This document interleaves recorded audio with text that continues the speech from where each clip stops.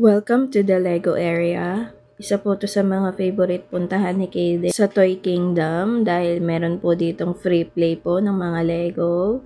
Ayan, enjoy na enjoy nga po siya dyan maglaro lagi.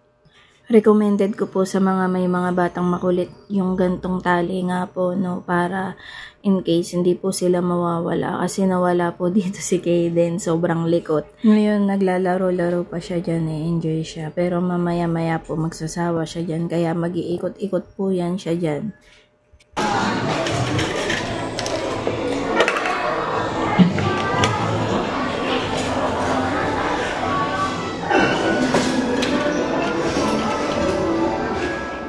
Ayan na nga.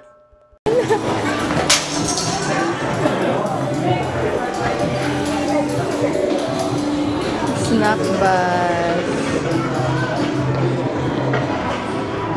Kayden, dito tayo. Ang likot ni Kayden, kaya in-stroller ko eh. Dito tayo sa Lego. Ayan Kayden, oh, Lego oh. Pwede rin dyan mag-play.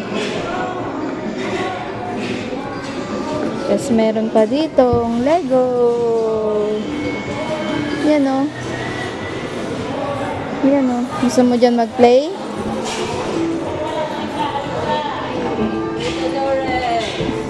Yes, James.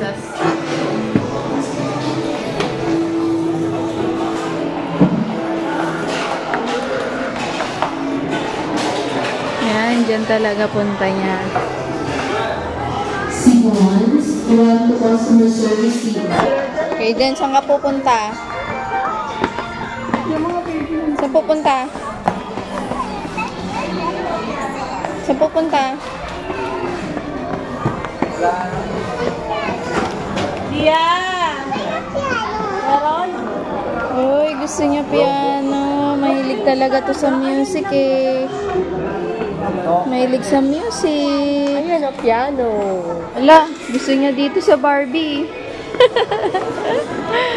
At dito na nga siya nawala. Pumunta ako sa guard. Siguro mga 15 minutes ako paikot-ikot dyan. Tingnan ko Kayden, dito ko siya nakita. Ayan o.